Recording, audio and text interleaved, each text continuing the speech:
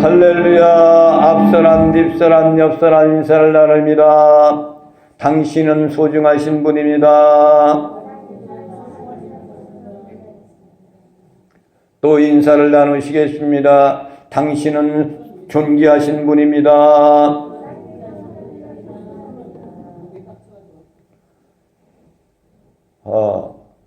세상에서 가장 소중하신 분들이죠.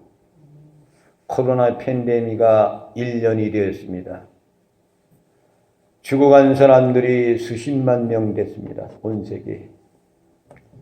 그리고 거기에 옮겼던 모든 그런 사상자들, 괴로워서 고통 속에 살았던 많은 사람들, 엄청나게 1년이란 그 기간이 왜 이렇게 긴 것 같고, 그리고 예배 드리는 것까지 간섭을 받고 있는 세상이 되었으니까 말이죠. 그런데도 여러분들은 소중하신 분이기 때문에 하나님을 여러분들을 붙들어 주셨습니다. 할렐루야. 인사는 나누셨습니까? 그래서 인사 나누신 분들끼리 기쁨이 넘치는 거예요. 지난 주일에는 14만 4천의 노래에 대해서 하나님께 영광 돌리며 은혜 받는 시간이 되었습니다. 14만 4천이라는 숫자는 상징적인 숫자다 그랬죠. 구원받은 성도들이 그 영혼이 가 있는 그 영혼들이 14만 4천이다 그 얘기입니다. 오늘 하나님의 말씀 요한계시록 14장 6절 말씀을 한번 보겠습니다. 시작.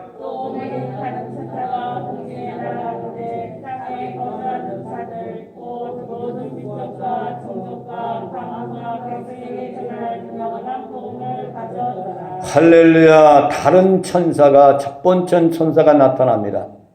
오늘 말씀 가운데 보면 첫 번째 천사, 두 번째 천사, 세 번째 천사가 나타나요. 그런데 첫 번째 천사 6절에 있는 말씀 보면 이 천사가 무엇을 가졌다고 그랬어요? 영원한 복음을 가졌더라 그랬어요.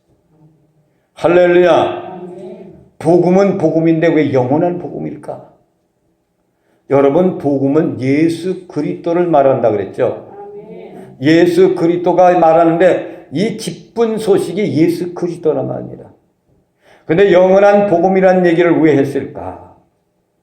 이거는 심각하게 전 우주적인 운명이 거기 걸려 있다는 그 내용을 말씀하는 거예요.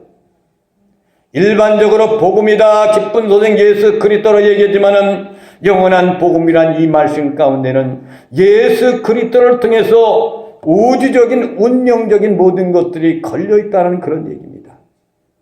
믿어지십니까? 아멘. 주권은 그분께 있기 때문입니다.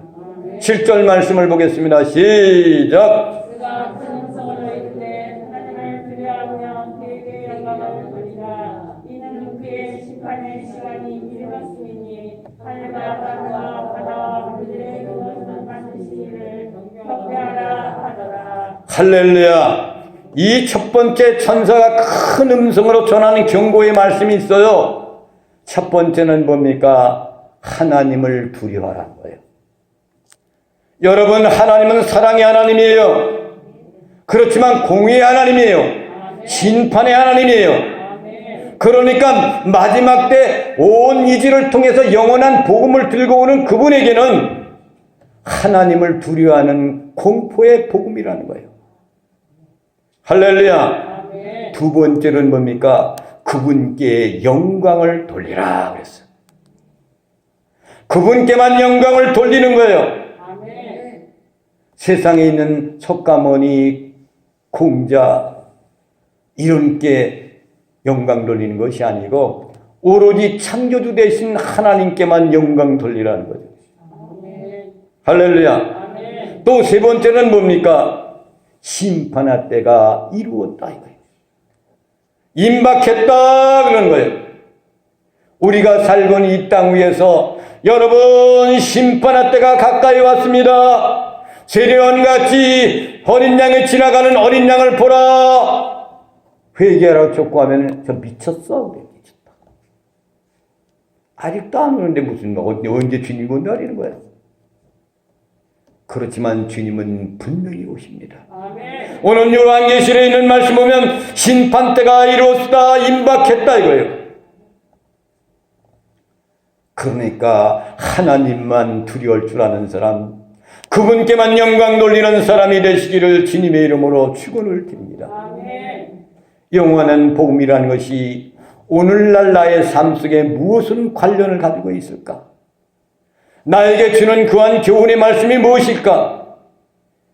모든 것을 통째로 얘기하면요, 하나님의 통치가 승리하고 완성될 것이라는 것을 설명하고 있는 것이 영원한 복음이에요. 긴박한 상황 속에 임박한 이 상황 가운데서 아무리 세상의 권력과 모든 것을 동원하여서 세상의 모든 것 믿는 사람들을 구박하고 핍박한다 할지라도 하나님의 통치가 승리하고 완성된다는 것을 설명하는 것이 영원한 복음이에요. 다시 말하면 666이라는 것을 통해서 예수 그리스도를 믿는 사람들에게 고난을 당하게 하고 그런 현실 가운데 있는 그런 믿는 사람들을 통하여서 이런 고난 가운데도 그럼에도 불구하고 예수 그리스도 안에서 지온선에 있는 그 하나님의 백성들 공동체를 통해서 어린 양을 통해서 임박한 이 시대 속에 영원한 복음이 이루어진다는 겁니다. 아멘. 여러분, 에덴 동산에서 인류가 시작이 되지 않습니까? 그렇죠? 하나님이 에덴 동산을 창설해 놓으시고 거기에다 아담과 하와를 거기다가 두십니다. 그런데 하나님은 온 우주 가운데 있고 영원하신 분이 있고 부족하면 그런 분인데 하나님께서 이 한 시간도 역사해 주셔서 하나님께서 인류의 인간을 만들 때 흙으로 사람을 만드십니다. 이것을 성경에 뭘로 표현하냐면 티끌이라고 이야기했고 먼지라고 이야기를 했습니다. 이것이 그냥 흙인 것이에요. 그냥 먼지인 거예요. 그런데 거기에서 우리의 존재 가치가 드러나기 시작한 것이 뭡니까? 빚어놓은 가운데서 생명의 기운을 불어넣었더니 산령이 되었더라. 할렐루야. 아멘. 흙이에요. 그냥 인간은 흙이란 말입니다.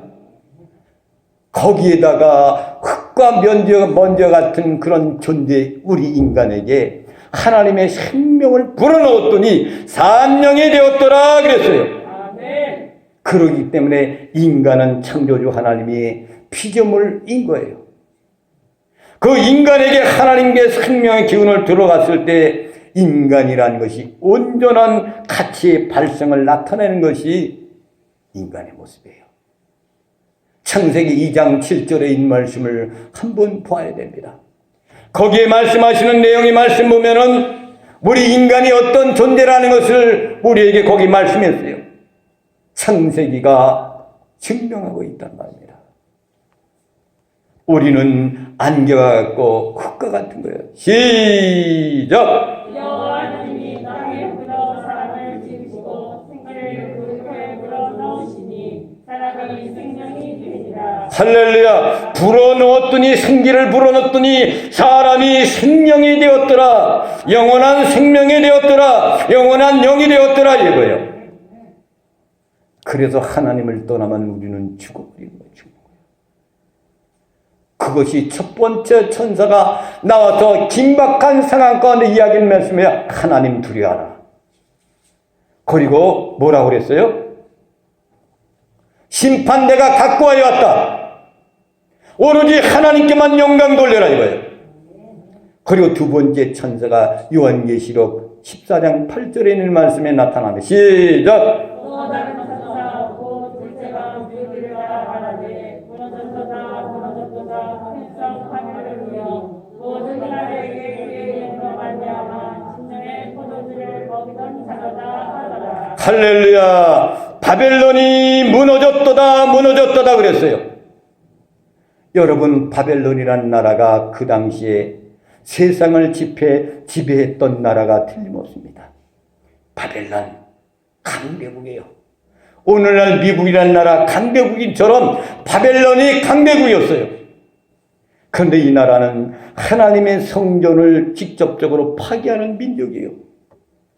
하나님이 믿는 백성들을 모두가 잡아다가 죽이는 사람들이에요.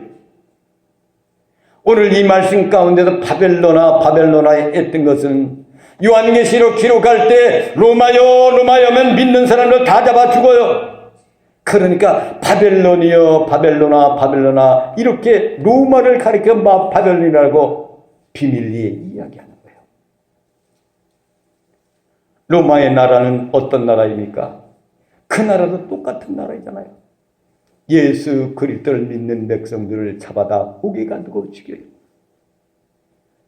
예수님은 로마의 정권 아래에서 유대인들의 고자질을 비롯해서 반대해서 예수님이 십자가에 못 박혀 죽는 거예요. 이런 나라가 바벨론은 그 당시 로마를 말하는데 더 나아가선 세상에 주름 잡는 오늘날의 시대 속에를 말하는 거예요. 아무리 공산주의 국가가 좋다 해가지고 대한민국을 사로잡았어도 하나님의 주권을 이길 수는 없는 겁니다. 아멘. 사람들을 다 속이고 국민을 다 속여도 하나님은 못 속여요. 아멘. 그래서 바벨론은 무너졌다는 거예요. 하나님의 정권을 무너뜨리는 그런 백성들은 무너진다는 겁니다. 무너졌다는 그런 얘기는 이미 과거 원령으로 이야기했잖아요. 무너졌도다. 과거에 무너진 것 뭐냐? 무너졌도다. 이렇게 이야기하잖아요. 노마 민족은 무너졌다 이거예요. 두 번씩이나 이렇게 이야기했단 말입니다. 노마라는 나라가 얼마나 무서운 나라였습니까? 예수 그리스도를 십자가에 못 박는 일을 감당한단 말입니다. 거기다 예수 그리스도를 믿는 핍박하는 존재들이 로마의 나라예요. 오늘날에도 예수 믿는 사람들을 핍박하는 존재들을 바로 그것을 바벨론 무너졌다 이거예요. 이것이 하나님의 통치가 승리한다는 그런 얘기입니다. 결국 역사는 하나님의 통치와 그분의 방식대로 승리하고 말 것이라는 겁니다. 무너졌도다 이렇게 했습니다. 더 나아가서는 우리가 어렸을 때 이야기하잖아요. 너 죽었어. 이미 죽었다는 거예요. 이런 표현을 쓰고 있는 것이 바벨론 통치 권한을 갖고 핍박하는 모든 것들 너희들은 끝장났어. 죽었어 이거예요. 8절 말씀을 보겠습니다. 8절 말씀 시작.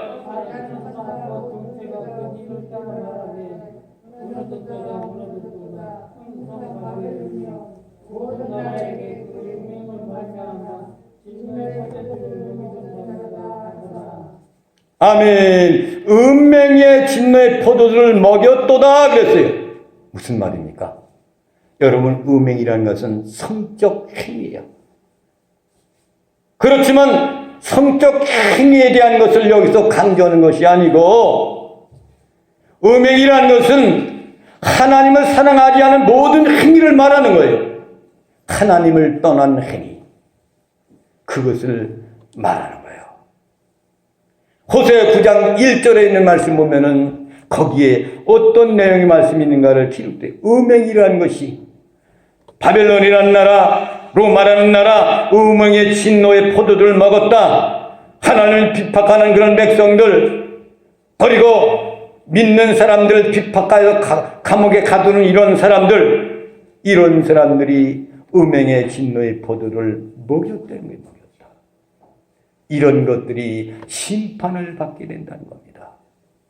할렐루야. 19장 1절 말씀을 보겠습니다. 시작. 이스라엘아, 너는 이방 사람처럼 기뻐 뛰놀지 말라. 이게 내가 인하여 네 하나님을 떠나고 각 타작마당에서 음행의 값을 좋아하였느니라. 할렐루야. 하나님을 떠난 각 타작마당의 음행의 값을 좋아하였느니라 그랬잖아요. 음행이 다른 것이 아닙니다. 하나님을 떠나고 그리고 핍박하는 무리들을 향하여 음행했다는 겁니다. 하나님은 사랑이시라. 할렐루야. 우리를 향하여서 이 사랑에 대한 것을 우리 믿는 성도들이 올인하기를 기다리고 계신 거예요. 여러분, 난 남자가 여자를 사랑합니다. 그런데 그 여인한테 나 99%만 사랑해 그러면 그건 진짜 사랑이 아니잖아요. 100% 사랑해야 되는 거예요. 1%는 그건 어디다 둔 거예요. 나 너 99%만 사랑하고 너 1%는 사랑하지 않아. 그건 사랑이 아닌 겁니다. 똑같은 거예요. 하나님 말 올인하기를 원하는 거야. 100% 사랑. 나는 너희를 100% 사랑했잖아. 전부를 너에게 주지 않았어. 전부의 사랑을 내가 너희한테 주었잖아. 하나밖에 없는 독생자를 너를 위해 십자가에 못 박았잖아. 이처럼 사랑했잖아. 아브라함에게도 이삭 독자를 바치라니잖아요. 전부를 원하시는 거예요. 전부. 일부만 원하는 게 아닙니다. 전체를 원하는 거란 말입니다. 사랑은 온 전부를 이야기하는 겁니다. 그래서 구약 성경에 보면 십계명 가운데 안식일을 기억하고 지키라 그랬어요. 거룩하게 지키라 해요. 이 얘기는 무슨 얘기입니까? 그 사람이 안식일날 무엇을 했다? 도둑질을 했다. 간음을 했다. 시장에서 뭘 사왔다. 어떠한 행위를 이야기하는 게 아닙니다. 나한테 집중하라 이거예요. 여호와 하나님께 집중하는 날이라 이거예요. 네가 도둑질을 했든 간음을 했든 뭘 샀든 그걸 오락을 했든 그 얘기가 아니고 나한테 집중하라 이거예요. 예배는 하나님께 집중하는 거예요. 모든 전체를 주님께 향하여 달려가는 거예요. 주님이 말씀하는 것이 뭐예요? 나만 바라봐라 이거예요. 그러니까 주만 바라볼지라는 찬양도 있잖아요. 내가 주님을 바라봐야 돼요. 하나님의 입장에서 우리를 사랑한 하나님이 우리를 이처럼 하나님을 사랑하기를 원하는 거예요. 온전히 전체를 그들을 위해 하나님께서 우리 인간을 위해서 올인하고 사랑해 주셨잖아요. 그러니까 너희들도 이 사랑을 나에게 표현하라는 거예요. 요한계시록 14장 9절과 11절 그 말씀을 보겠습니다. 시작. 또 다른 천사하고 제자가 그들을 따라 큰 음성으로 이르되 만일 누구든지 짐승과 그의 우상에게 경배하고 이마에나 손에 표를 받으면 그도 하나님의 진노의 포도주를 마시니 그 진노의 잔에 생긴 것이 없이 그 포도주라. 거룩한 천사들 앞과 어린 양 앞에서 불과 영광으로 고난을 받으리니 그 고난의 향기가 세세토록 올라가리로다. 짐승과 그의 우상에게 경배하고 그의 이름을 받는 자는 누구든지 감나심을 얻지 못하리라 하더라. 아멘. 세 번째 천사가 등장하죠. 그렇죠? 이 세 번째 천사가 외치는 소리가 뭡니까? 이마와 손에 짐승의 표를 받으면 그 결과가 어떻게 되느냐? 하나님의 진노의 포도주를 마시는 것 같고, 그렇게 되는 사람들에게는 진노의 포도주를 마신 것 같다는 거예요. 불과 유황으로 고난을 당하고 밤낮이 힘을 얻으리라 그랬어요. 무엇을 강조하고 있습니까? 바로 우리에게는 두 가지 싸움이 있는 거예요. 첫째는 믿음의 싸움입니다. 믿음으로 사는 것. 세상으로 사는 것이 아니라 믿음으로 사는 거예요. 믿음을 사는 사람은 두 번째는 뭐예요? 이 믿음을 지속하기 위해서 인내의 싸움이에요. 구원받은 사람이 구원받은 그런 신령한 몸을 지탱하고 이기기 위해서 인내의 싸움하는 거예요. 인내가, 믿음은 인내하는 것이라 그랬잖아요. 인내하는 것. 환난과 역경과 고난이 있으면 그 후에는 평화가 이루어지는 거예요. 코로나 위협 속에 1년이 지나고 난 다음에는 언젠간 하나님이 이걸 해결해 줘서 평강이 있게 되는 겁니다. 아멘. 우리는 매일매일 두 가지 경계선에서 아슬아슬하게 살아가요. 그리고 넘어질까 갈팡질팡하고 삽니다. 때로는 넘어질 수 있어요. 그러나 믿음에 인내하라는 것은 넘어질 것 같으면서도 버텨지는 것이 인내예요. 넘어질 것 같은데, 쓰러질 것 같은데, 계단 잘못 받아고 바당바당 앞으로 곧걸어다가 일어나잖아. 이게 믿음의 인내인 겁니다. 넘어뜨리려고 사단마귀 해도 넘어지지 않고 일어서는 것. 오뚜기처럼 일어나는 거란 말이에요. 사실은 신앙생활이라는 것은요, 내가 매일 하나님 앞에 어떤 존재로서 내가 버티는가예요. 하나님의 아름다운 형상으로 매일매일 삶 속에서 내가 하나님 앞에 이렇게 버티는 삶을 살아가는 것, 이것이 신앙생활인 겁니다. 12절에 있는 말씀을 보겠습니다. 12절 말씀. 시작. 성도들의 내가 여기까지 그들은 하나님의 계명과 예수에 대한 믿음을 지키는 자리라. 할렐루야. 성도들의 인내가 여기 있나니, 믿음이라는 것은 인내의 싸움이란 말이에요. 하나님께서 우리 홀로 그냥 함부로 내버려 두지 않으신 분이에요. 14장 1절 말씀을 보겠습니다. 시작. 또 내가 보니 보라 어린 양이 시온산을 섰고 그와 함께 14만 4천이 서 있는데. 할렐루야. 어린 양이 서 있고 14만 4천이 시온산에 함께 서 있다 그랬어요. 14만 4천만 서 있는 것이 아니라 어린 양이 서 있단 말이에요. 아멘. 할렐루야. 아멘. 그것이 우리만 지금 시온장에서 우리가 서 있는 것이 아니에요. 주님이 함께 서 있어. 아멘. 주님이 개입하고 있는 거예요.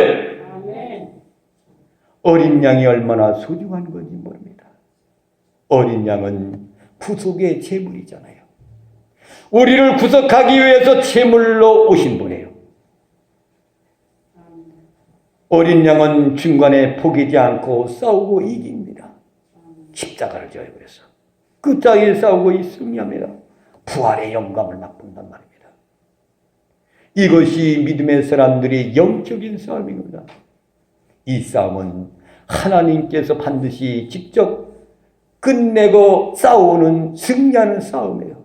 우리를 홀로 내버려 두지 않는단 말입니다. 아멘. 오늘날 아버지가 사랑하는 딸한테 엄청난 비싼 그런 파이프 올관을 사주었어. 그게 얼마짜리요? 30억짜리, 30억짜리. 그러면 30억이 작아요? 큰 돈이요. 일평생 30억도 난 못 만져보겠어. 근데 아버지가 부자이니까 딸한테 사랑의 표시로 30억을 투자하는 거예요. 그 딸은 아버지가 30억을 투자해서 나한테 그 좋은 파이프 올관을 사준 것에 대한 사랑을 알게 돼 몰라요? 안단 말이야. 알아. 안단 말이에요. 아, 아버지는 보통 나에 대해 보통 그런 사랑이 아니로구나. 이걸 깨닫게 되는 겁니다. 자신의 독자 어린 양 예수를 건 사랑이 아버지의 사랑이에요. 아멘. 그래도 14장 1절에 있는 말씀은 14만 4천과 함께 거기에 어린 양이 서 있더라 그랬어요. 12장 17절 말씀을 다시 또 보겠습니다. 12장 17절. 거기에는 뭐가 또 서 있나? 14장 1절에 있는 말씀은 14만 4천과 어린 양이 함께 거기에 서 있더라 그랬어요. 그러면 12장 17절 봅니다. 시작. 용이 여자에게 돌아와서 그 여자의 남은 사서 주고 하나님의 계명을 지키며 주의 증거를 가진 자들과 더불어 싸우려고 바다 모래 위에 서 있더라. 할렐루야. 여기도 용과 더불어 여자들이 거기에 서 있는 거야. 전쟁하려고. 누구하고? 어린 양하고. 절대적인 그런 우리 홀로 서 있는 것이 아니에요. 어린 양이 대신 서주시는 거예요. 그래서 어린 양과 더불어 함께 있는 것을 여러분 믿으시기 바랍니다. 감당치 못할 시험을 주님은 절대로 안 주시는 거예요. 고린도전서 10장 13절 말씀을 봅니다. 우리 하나님이 얼마나 좋으신 하나님인가? 우리에게 시험당할 만한 쯤에서 피할 길을 주신다고 그랬어요. 우리 주님의 사랑이 얼마나 큰가? 다시 한번 생각해 보겠습니다. 13절 말씀을 다 함께 보시겠습니다. 고린도전서 10장 13절 시작. 시험 당할 쯤에, 그렇지, 시작.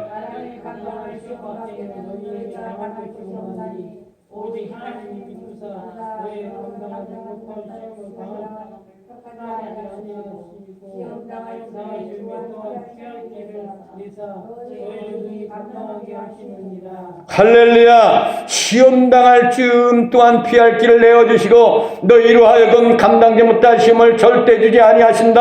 할렐루야. 하나님이 적당하게 하신다는 게 아니에요. 언제나 우리가 환난과 고난과 눈물 속에 어린 양이 함께 서 있다, 그 말입니다. 할렐루야.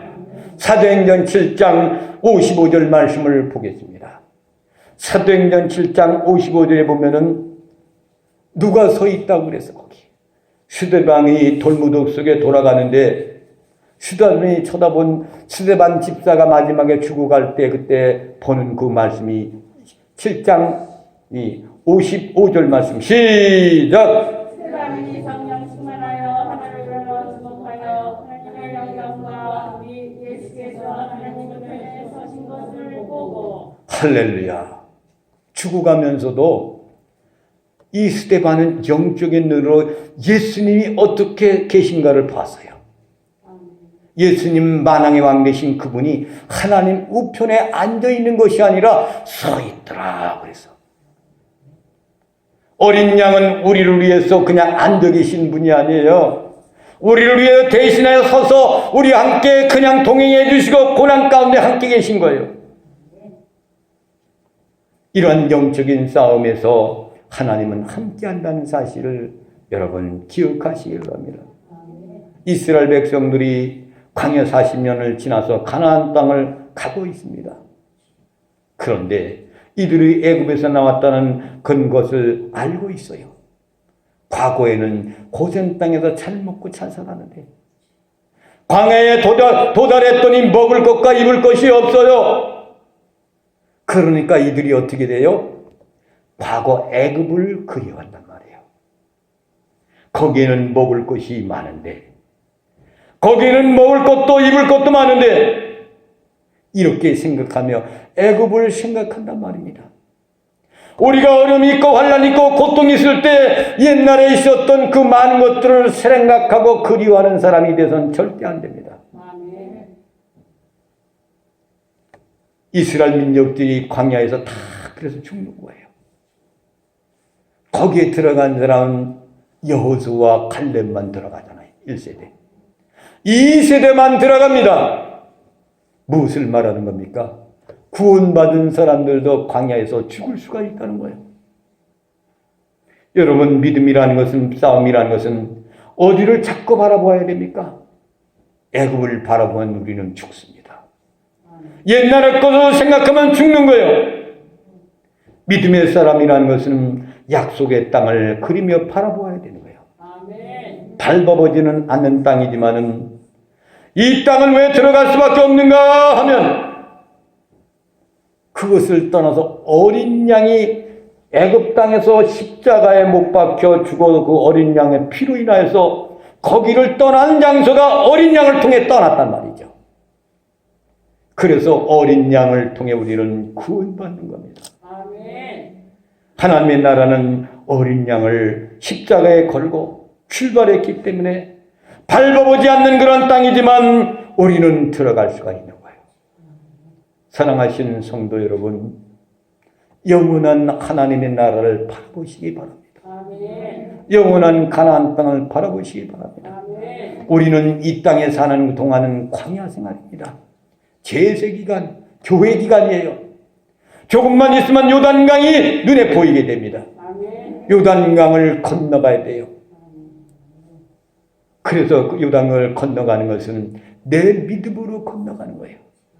홍해를 건널 때는 주님께서 구원받은 성도들을 하나님께서 물을 갈라서 건넜지만은 요단강을 건널 때는 제사장이 먼저 복귀를 메고 건너가요.